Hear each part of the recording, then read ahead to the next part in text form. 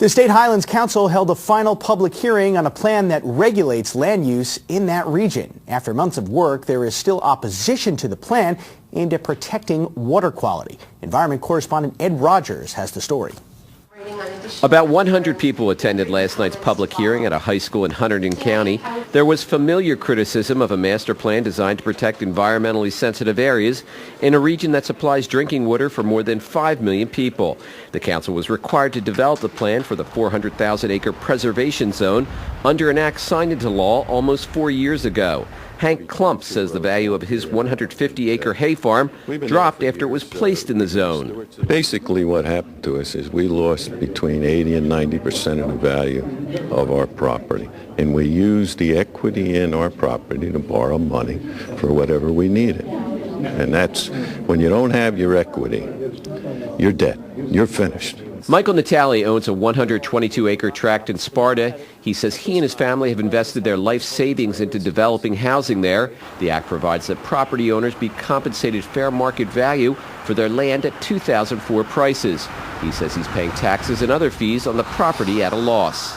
I'm just trying to go along with what the law originally proposed, which was pay back the landowners at fair market value. So we know everything that we invested between the purchase of the land, utilities.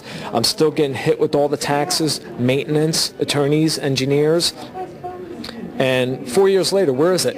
Meanwhile, environmentalists say the plan does not go far enough to protect water quality and stop development. They contend 60% of the Highlands region is already in a water deficit.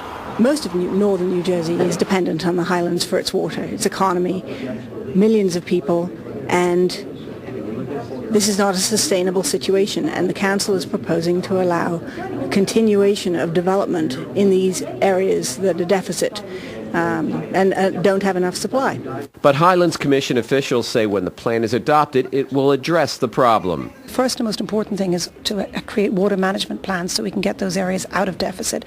We may look at that again and under the direction of the council review what development could occur in those areas given that the deficits are very different. Some are very marginal, some are much greater, and so maybe there needs to be a different approach for those that have greater deficits. Environmentalists are also raising concern over a recent change in the definition of impervious cover or land that's been paved, saying it creates a loophole that will lead to more development.